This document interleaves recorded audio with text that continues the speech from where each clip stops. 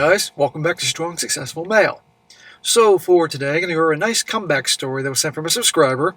It's from a guy, I believe he's in his late 30s, maybe early 40s at best, and he shares his story, how he was able to make a nice comeback after an absolute train wreck of a marriage, and how in particular, because of a good friend of his who came into his life, with a friend's help and guidance, and this guy pushing himself, he's able to turn things around. Because let me tell you, his life was a mess. He had gained a lot of weight, very depressed, very unhappy, and this buddy that came along like a guardian angel really helped him.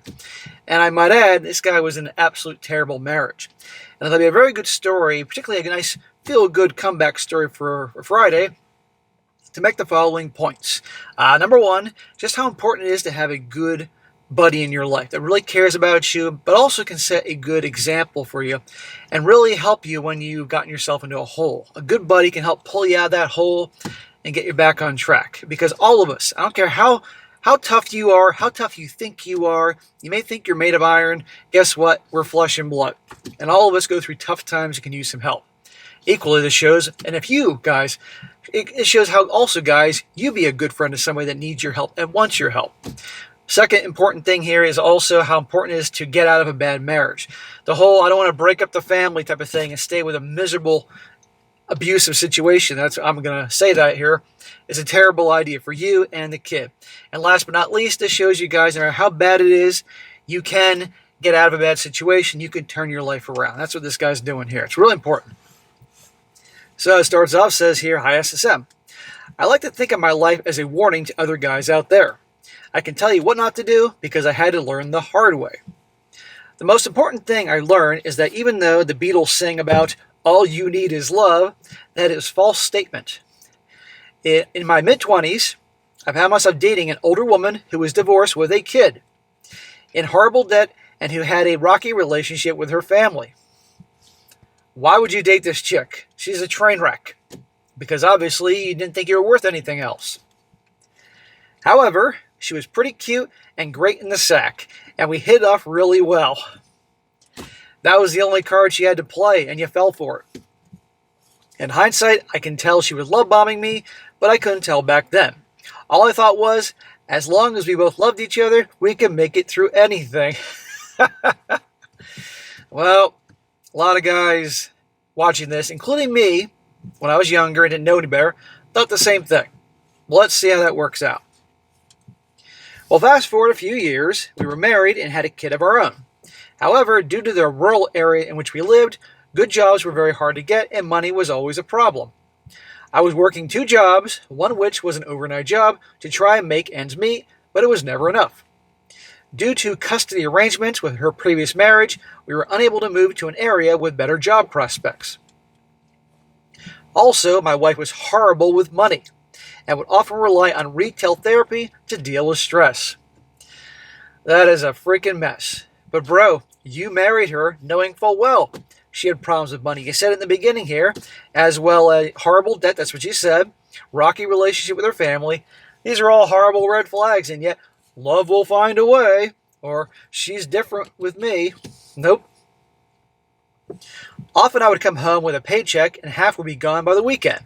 I was too weak to stand up for myself to my wife about this, and so it got worse. That's another issue altogether. Hear what he said? I was too weak to stand up for myself, so it got worse. When a man doesn't have boundaries, and draw a line in the sand and enforce those boundaries, it's only going to get worse. Women do not respect weakness, and they test and pull things, and if they can get away with that, then there'll be more things. Anyway, after a few years of barely getting by, my wife couldn't take it anymore. She grew to resent me and blamed me for our financial and living situation, and I could tell she was looking away to get out of the marriage. Blame you? Isn't she the one that's pissing away all the money on BS? You probably had a whole basement and attic and probably storage space full of crap she bought just to make herself feel better here. And she's blaming you? Well, that's what they do. She would tell me openly that she no longer loved me and that she wasn't happy. Well, are they ever happy? Not many. Well, of course, I wasn't happy either. But I was living under the assumption that if I could just keep my family together, it would be better in the long run, especially for my kid. Not when it's a horrible environment, brother. Well, I grew up in a two-parent household, and I wanted the same for my child. Therefore, I would allow myself to put up with all the verbal abuse and other horrible treatment from my wife, including frequent tantrums, where she would often break things in the house and lose control in front of the kids. So she's like a giant child. I feel like my wife knew how I was feeling about wanting to keep the family together, and she used this as leverage to be able to get away with worse and worse behavior because she knew I would put up with it and keep her home. I think it's warranted at this time. Smack, smack, smack. Your wife or ex-wife was a giant a-hole on so many fronts, but brother, so were you, because you married her ass knowing what she was like and put up with it. Your intentions were good for your kid, but with what you described, is that a very healthy environment to raise a child in? No, because that kid's going to think it's normal. And he's going to see you putting up with that crap and think either he's going to go Marty McFly on you, like be the exact opposite of his father, George McFly, because in the movie Back to the Future, Marty was tough and George was a pussy, like in the beginning, or he become just like you. Does you want that? No. Better to be apart than him being part of this madness. And by the way, notice how he said it kept getting worse. Look, guys, if you don't draw lines in the sand and boundaries and enforce them, women will test you. You know this. And if she can get away with throwing tantrums, then the next thing you know, she's going to break something. And if she can get away with breaking something, the next thing you know, she's going to throw it at the wall. And if she can get away with throwing it at the wall, next thing she's going to do is throw it at you. And it continues. You just stand there like, well, I want to keep my family together. Dude, it's a mess. And I know you know this. And ultimately, people end up getting divorced anyway. Look, you got to say these things. I got to point these things out, boys. In summary, all the tiny concessions I made caused me to become a shell of a human being. People were concerned about me because I lost all the life in me. The light in my eyes was gone, and I used to have a happy-go-lucky personality. And didn't take things too seriously, but now is a flat mess. Yeah, you were sucked dry of any happiness and joy. It's terrible. There's a lot of guys out there just like this, man. It's such a shame. Well, the final straw happened when my wife was hospitalized for mental health issues. Best thing ever happened to you. I no longer felt safe under the same roof with her, and it finally hit me that a drastic change had to be made. Long story short, I moved back with my parents, hired a family lawyer, and began a very messy divorce. Well, thank God for that. And guess what? It happened anyway. You could have saved yourself years of misery and money if you would have ended with her earlier. Well, I consider myself lucky that I was given a full custody of my son. I know that most fathers end up losing their custodial rights, especially in today's political climate. I was able to use my ex-wife's mental instability, along with the stability of living with my parents, as leverage in court. Still, it could have gone either way. Well, thank God you got your boy. Thank the Lord. By the way, a good tip I learned from my family attorney. The enemy of my enemy is my friend. This is especially true in dealing with narcissistic or bipolar partners. They have burned bridges with so many people, even members of their own family, that you can often reach out to them and have them on your side. If anything, it helps to have them as an extra set of eyes and ears when dealing with an unstable partner. Yeah, the way I see it, if you're having a proceeding in family court, and you got members of her own family coming in saying she's a train wreck, all these things, that will help you. Another important thing I learned is how possessive people will try to isolate you from your family and friends. When I was divorced, I had almost none of my own friends, and my wife has successfully driven a wedge between me and my family. Well, at the end of the day, you allowed that. She's an a-hole, but you allowed that. Having your own friends and family in close contact is very important. Do not ever let your wife or girl get between them or feel like you have to choose. In my case, my wife picked fights and accused my parents of being insensitive. Instead of correcting my wife for her nonsense, I went along with her accusations and lost my parents for almost a decade. Almost a decade? Smack! God damn it. That's terrible. And yet, in the same parents that took you in after you got divorced, man, they're good, kind, forgiving people. If I was your dad, I'd smack you upside the fucking head.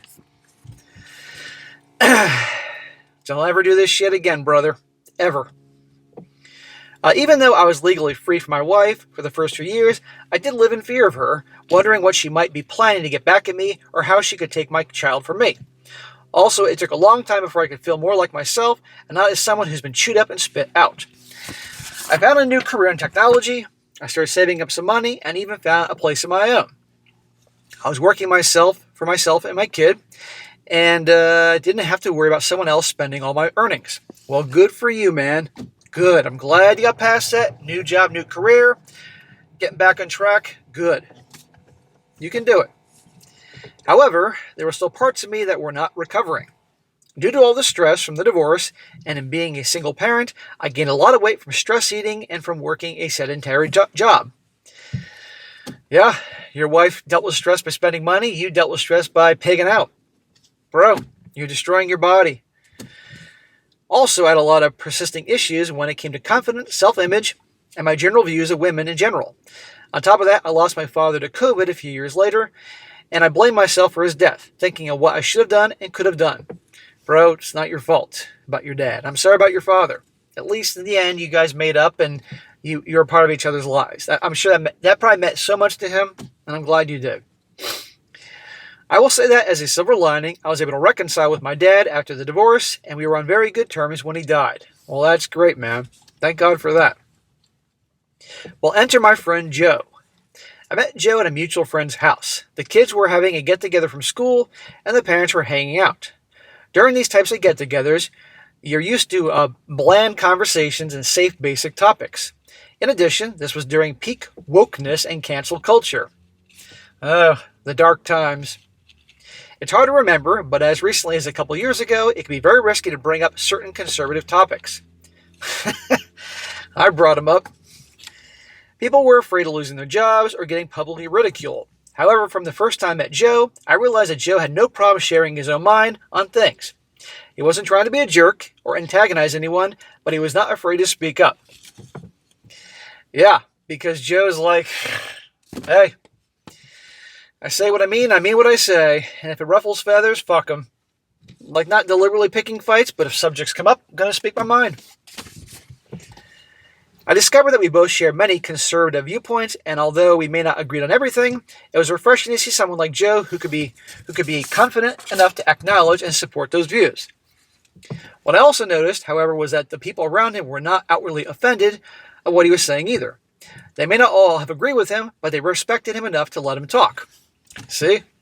People respect someone that's authentic. Doesn't mean you got to be jerk about your views, guys, but you can share your view. If it comes up in a conversation, and this usually involves something in politics, if it comes up in conversation, okay. As long as you say in a manner that's respectful, you're not throwing insults and shit like that. Because people typically, when they can't argue anymore, make a clear point, and they don't like what you're saying, they'll just start throwing insults you with. When they do that to you guys, you know you've won. Part of that may have also been the way that Joe carried himself. He sat up straight, made strong eye contact, and he was in terrific shape, which I later learned was due to his dedication to cross-fitness and training, high-intensity training. You could also tell that he had high standards in the way he presented himself. Also, he appeared to have a very healthy family life. I later learned that he had been married to his wife almost 20 years, and you could tell he was respected by his wife and kid just from witnessing basic interactions. That's awesome. Joe sounds like a cool guy, a guy like you need to have as a role model to help you out. You know, this is an example, guys, like the old thing about we're the average of the 5 people we spend time with. Imagine spending time with a bunch of Joes. That's going to rub off you in a positive way. But if you spend time with a bunch of guys that are the exact opposite, that's going to rub off on you in a negative way. Well, I met Joe a few times later at similar events, and since Joe and I shared similar conservative viewpoints, it was easy to talk to him, and we became dad friends. However, in many ways, we couldn't have been more different. In contrast, I was in horrible shape and slouched a lot. My voice was somber and often void of inflection. Also, my personal style had diminished to almost always wearing flip-flops and sweatpants. In a lot of ways, you could tell I had given up. Smack! Dude, you were Captain Flip-Flops and Captain Sweatpants. You're like I'm a baseball bat right now. Flip-flops. That's only warranted for about 3 places. The pool, the beach, and Woodstock. And no self-respecting guy from this community is going to go to Woodstock unless they're doing a documentary on those idiots. So in the pool and the beach it is. Anywhere else? No. Or biblical times. And we're far away from biblical times. Let the women wear their flip-flops and show off their feet and all that. But guys, come on here. I'm going to get some shit about that. And I'm going to get some shit from people in the hot climates. I don't care. Come on. And sweatpants, really? Sweatpants is for exercise or bumming around the house on your own, or maybe wearing them to bed when you want to save on the heating bill or something like that. That's it. Good God, man. Don't be that guy, guys. Nothing that will really set me off. That and fucking brunch. Get me on the subject of brunch. I'll go on a psychotic rant for 10 minutes about how stupid brunch is. Anyhow, I hope you burn those flip-flops. After hanging out a few times and after getting to know each other better, Joe confronted me on some of my issues. For example, he asked me if I was concerned about my weight. I told him I was, but that I had issues with accountability and consistency. My weight often fluctuated quite a bit, but it was still I was overall a heavy man. Joe told me that he works out every day and encourages me to work out with him. Bro, that's a gift. A guy who's in shape and has got his life together inviting you in to help you, that's a gift. You have to pay people like personal trainers like I used to be for that. At first, I was a little skeptical about it. I thought it would take up too much of my time and that I wouldn't be able to make any type of commitment. Bullshit. On top of that, I was extremely out of shape and I was afraid of working out again, thinking I might be more prone to personal injury in my weakened state. Okay, time out. For all the brothers out there that are watching this and maybe you're overweight and feeling hopeless, trust me, you can make a change. I've seen guys in their 30s, 40s, 50s, and 60s make a change. But the hardest thing is to accept the point that you can make a change and take that first step. Either joining a gym, hiring a trainer, hiring a registered dietitian to help you with the nutrition and diet and all that. But you got to make the choice. It's always about the first step.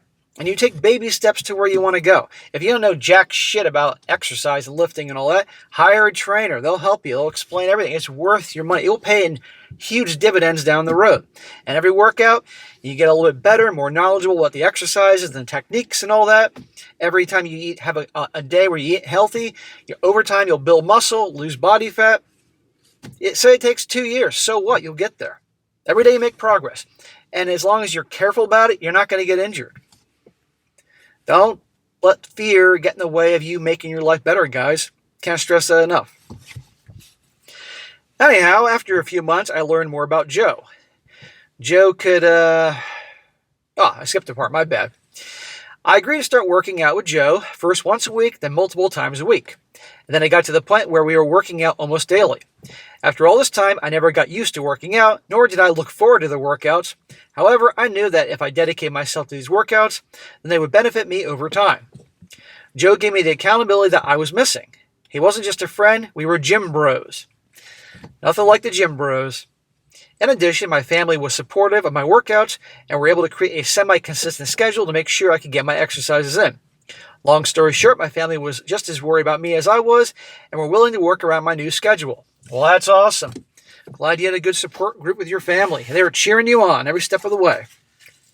Joe is your fucking guardian angel, man. After a few months, I learned more about Joe. Joe could be a very demanding person, but he never demanded more from others than he would demand from himself. For example, Joe not only trained a lot, but he was also very careful with his diet and knew a lot about nutrition and supplements, and he shared that knowledge with me.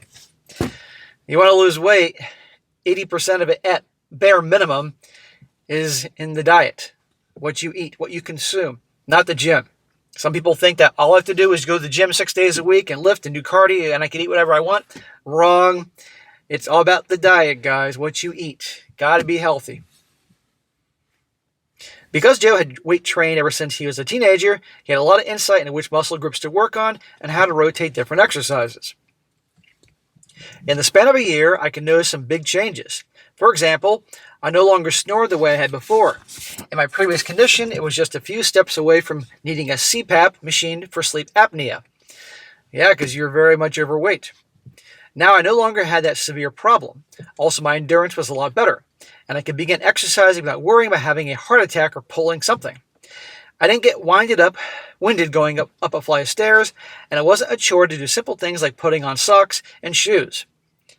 Dude, it sounds like you weren't just overweight. It sounds like you were obese. If putting shoes and socks on was a problem. But hey, okay, it happened. And you made an effort. This is great. I was still heavy, but the insides of my body were healing.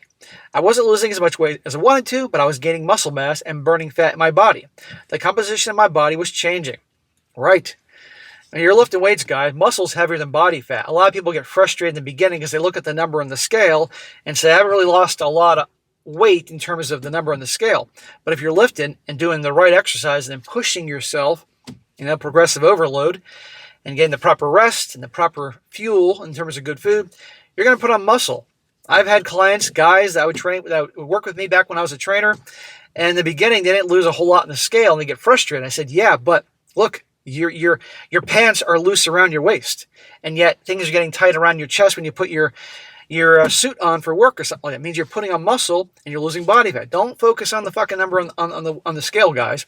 And then after a while, when they got to the point where they were with muscle-wise, then the numbers started coming down the scale because they're dropping more body fat. This is great. Well, Joe had helped push me in other areas of my life, including some mental hang-ups. For example, Joe helped me confront some of the lingering feelings of anger and guilt I still felt about my father's death, as well as helping me give me some perspective with my divorce and my lingering attitude towards women as a whole. I'm thankful to have a friend like Joe, and I feel very optimistic about what is still in front of me. Bro, you've had massive improvement in your life, which is great, and that just motivates you to keep going. Exactly. In terms of future relationships, I may end up dating at some point, but I'm in no rush. Being the father of a teenager is rewarding but difficult, and I wouldn't want another relationship to jeopardize my commitment as a father. Good, because it shouldn't. Your boy's your priority. Also, I don't expect to ever get married again. Motherfucker, if you get married after the shit you went through, I will find you, I will track you down, and I will beat you with those flip-flops. There's no point. Why would you do that again? Also, as I've gotten older, I feel that marriage should only be for those that want to start a family, and even then, if things don't work out, they can become extremely costly. Right, you already have a son. That's it. In some ways, I'm afraid that if I do get in another relationship, I'll end up compromising myself in a similar way. However, I would like to think that I've learned something since that experience. To you fellow gents out there, don't ever let yourself get to a place where you have to compromise yourself in order to keep a relationship. Yes, very wise words, but many guys don't do that. Even if kids are involved, it's not worth the cost to your self-worth and integrity as a human being. She is not worth it. My blind spot was that I didn't want my kid to be in a broken family. However, not only did I lose my dignity, a divorce ended up happening anyway. Once a woman decides it's no longer worth it for her, there's nothing you can do. Yeah, she had no respect for you at all. And frankly, I don't blame her. She was a fucking asshole, but you were a total pushover. And she was probably like, what can I do now? And this motherfucker's going to take it. A couple of things I like to say to you younger guys out there. First, make sure you take charge of your intimate relationships. In other words, make sure that you're the ultimate decision maker and that you're the leader. The reason I say this is because if things ever go south, the man will always be blamed. Of course, we're always going to be blamed. Women rarely take accountability for their actions, and the burden of responsibility is placed on the man. For that reason, if you're going to be blamed, you might as well be in charge. This goes hand in hand with the idea that as a man, you need to be respected. Well, you have to command respect, and you have to do things that will earn you the respect. And it's more like earning the respect by not being a pansy-ass pushover, mangina. Problem is, so many guys are pansy-ass manginas. Finally, and I'm dead serious about this, please, please, please take care of your health. You do not want to be overweight or obese. It is a horrible feeling. You literally feel trapped within your own body. Not only are you less attracted to women, but you're also prone to additional health risks such as diabetes, heart disease, and cancer. The more you become overweight, the more likely you are to look at the scale and feel hopeless, like you can never ever take off the weight. It is possible, but it's an extremely uphill battle. If you feel lost in life and want to make a positive change, start with your weight and health first. Thanks to everybody in the community. I wish you all the best for you, Dave. Dave, great comeback story. I know your journey isn't over yet. You're still working on the weight and improving other areas of your life, but you did fantastic. I'm really proud of you. I know I was giving you shit about a lot of things, and particularly about the fucking hip flip-flops and sweatpants, which better be out of your house. I'm putting that shit aside. You're doing great. And big shout out to Joe. Joe's awesome. He came into your life right when you needed him. It's amazing how that works. And one day, man, maybe you will come in after you work more on yourself and learn more things. You will help somebody out just like you. In fact, You need to do that. That's just how things are. So Joe definitely earns a six-pack, actually more like 6 kegs for everything he's done for you. But then again, Joe probably wouldn't want to drink 6-pack or 6 kegs because Joe's taking care of his body. But if he wants a beer, you can definitely take him out for a beer once a week for the rest of your life. But bro, keep doing what you're doing. Keep learning, watching the channel, learning from other people's mistakes. And if you start dating again one day in relationships, you'll be tested. All the mistakes you made before, even if it was decades before, those situations will present themselves, and I hope you've learned something and you don't make the same mistakes you did before. But hey, this is a success story. You learned, end of story, and this will help motivate some guys watching this right now just like you. Either they're overweight or in a bad marriage, and hearing your story could give them some strength to get through another day, or get some strength to have the confidence that, you know what? I don't have to put up with this crap anymore. I'm going to start taking care of me and turn my life around. So I thank you for sending this in. Now, I think all the guys are writing their stories. It's going to be a tough thing, writing in. All right, guys, that's it for today. Be sure to comment down below. Let me know what you think about this. And be sure to like the video, share it with your friends, and subscribe. I'll catch you next time.